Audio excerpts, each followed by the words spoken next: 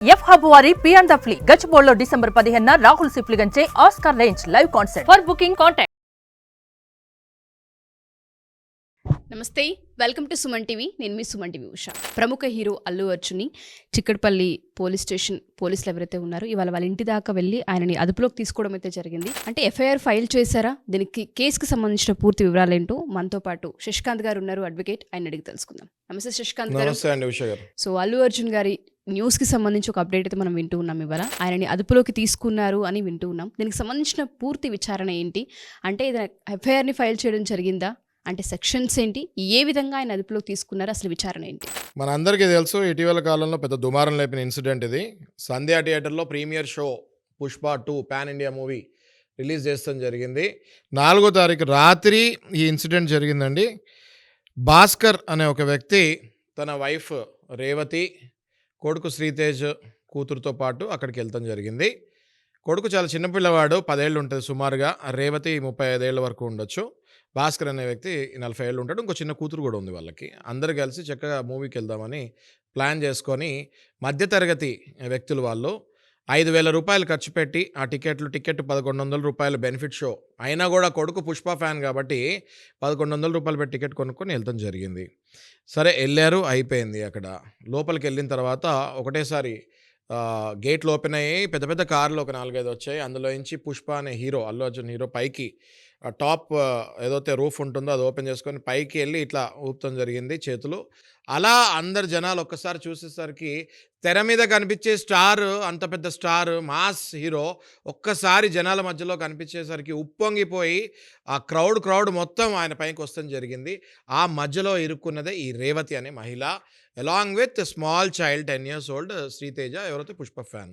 ఈ తేజ అనే వ్యక్తి తొక్కిసలాటలో నలిగిపోతాం చూసి అది భరించలేక రేవతి అనే తల్లి ఆయనను కాపాడటానికి ఆయన మీద పడతాం జరిగింది. అందులో తొక్కుకుంటూ వెళ్ళిపోయారు జనాలు. అలా తొక్కుకుంటూ వెళ్ళిపోయేసరికి ఆమె ఊపిరి ఆడక అక్కడికక్కడ ఆమె స్పాట్ డెడ్ అయిపోతాం జరిగింది. ఆ పిల్లవాడిని హాస్పిటల్లో జాయిన్ చేస్తాం జరిగింది. ఆ తర్వాత మనం చూసుకుంటే 2 రోజుల వరకు సైలెంట్గా ఉన్నారు అందరూ. 2 రోజుల తర్వాత స్లోగా స్టార్ట్ అయింది అసలు ఏం జరిగింది అక్కడ ఏంటి అన్నది. ఇప్పుడు చూడండి, ఒక దగ్గర ఇన్సిడెంట్ జరిగి కూడా 1 week దాటిపోతుంది. అల్లు అర్జున్ని అరెస్ట్ చేస్తా అంటున్నారు, అరెస్ట్ చేయరన్నారు. అల్లు అర్జున్ గారు హైకోర్టులో పిటిషన్ వేసుకుంటాం జరిగింది, క్వాష్ పిటిషన్, నాకేం సంబంధం లేదని. సంధ్యా థియేటర్ వాళ్ళు పిటిషన్ వేస్తాం జరిగింది, నాకేం సంబంధం లేదని. మరి ఎవరికి సంబంధము అని జనాలందరూ కన్ఫ్యూజన్ స్టేజ్లో ఉన్నప్పుడు అనుకోని పరిణామం జరిగింది. అదే అల్లు అర్జున్ని టాస్క్ ఫోర్స్ పోలీసు వాళ్ళు ఇంటి దగ్గర నుంచి అరెస్ట్ చేసి చిక్కడపల్లి పోలీస్ స్టేషన్కి తరలిస్తాం ఇప్పుడే జరిగింది. మన చేతిలో ఇప్పుడు ఎఫ్ఐఆర్ కూడా ఉంది.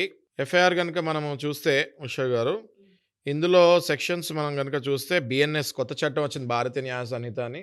అందులో 105(118) sub clause 1 red with 3 sub clause 5 BNS అని ఉంది. అంటే ఇది మనం చూసుకుంటే 105, 118, 35 ఇవన్నీ కూడా ఏంటి అంటే 105 తీసుకుంటే ఇదే క్రూషియల్ సెక్షన్ అంటారు దీన్నే. ఇది ఏంటి అంటే culpable హోమోసైడ్ not amounting to murder but causing death. అంటే మనిషి చనిపోతాడు కానీ అది మర్డర్ కిందకి రాదు, కానీ అది కల్పబుల్ హోమోసైడ్ కిందకి వస్తుంది. లీగల్ టర్మినాలజీ అండి. కల్పబుల్ హోమోసైడ్ అంటే it is a kind of a death but not amounting to murder అన్నాడు. అంటే మర్డర్ చేయలేదు కానీ అక్కడ మనిషి మాత్రం చనిపోతాం జరిగింది. దాన్నే culpable హోమోసైడ్ not amounting to murder అంటారు. అట్లాగే 118 అంటే జనాలతో పాటు బౌన్సర్లతో పాటు వెళ్ళిపోతాం, బౌన్సర్ల చేతిలో ఏదైనా స్టిక్స్ అదైనా ఉండొచ్చు, ఆయుధాలతోటే అన్నట్టు అది. ఇంకోటి 35 అంటే జాయింట్, అంటే అది ఓన్లీ అల్లు అర్జున్ ఒక్కడే చేసింది కాదు. అల్లు అర్జున్ అండ్ స్టాఫ్ ఏదైతే మైత్రి మూవీస్ ఉన్నారో అట్లా అంత ఒక గ్రూప్ ఆ సినిమాకి కారణం కాబట్టి జాయింట్ క్రైమ్ అన్నట్టుగా పేర్కొనడం జరిగింది. ఇది కాగ్నిజెంట్ అండి. ఉషా గారు ఎప్పుడు చెప్తున్నట్టు మీకు ఇది కాగ్నిజెంట్ ఆఫెన్స్. కాగ్నిజెంట్ ఆఫెన్స్ అంటే ఇవన్నీ కూడా 7 ఏళ్ల పైన పడే శిక్ష. 7 ఏళ్ల పైన పడే శిక్షకి బెయిల్ ఉండదు.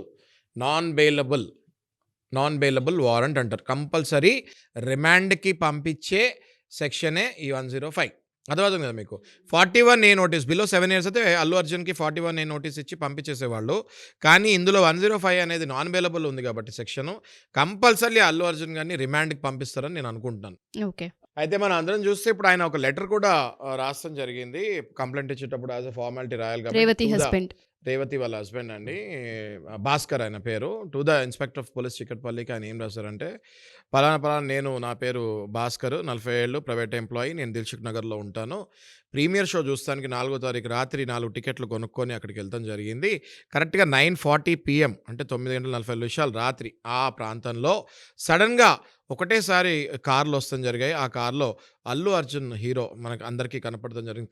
క్రౌడ్కి ఆ హీరో ఒక్కసారి కనపడేసరికి అందరూ ఒకటేసారి పరిగెత్తడం జరిగింది. అలా పరిగెత్తే క్రమంలో నా భార్య రేవతి ఊపిరాడక తొక్కిసలాటకి గురైంది. భార్యతో పాటు నా కొడుకు ఎవరైతే శ్రీతేజ్ ఉన్నాడో ఆయన కూడా తొక్కిసలాటకి గురవుతాం జరిగింది. వెంటనే నా భార్యను అక్కడి నుంచి హాస్పిటల్కి తీసుకెళ్తాం కూడా జరిగింది. కానీ అప్పటికే డిక్లేర్డ్ డెడ్ అని చెప్తాం జరిగింది. మా అబ్బాయి మాత్రం హాస్పిటల్లో చికిత్స చెందుతున్నాడు. ముందు జాగ్రత్తలు లేకుండా ఇలాంటి ప్రీమియర్ షో కండక్ట్ చేస్తే మాలాంటి ప్రాణాలు ఇలా కోల్పోతాయి, తగిన న్యాయం చేయండి అని ఆయన హస్బెండ్ ఎంతో రోధిస్తూ బాధిస్తూ కంప్లైంట్ ఇస్తాం జరిగింది. ఓకే.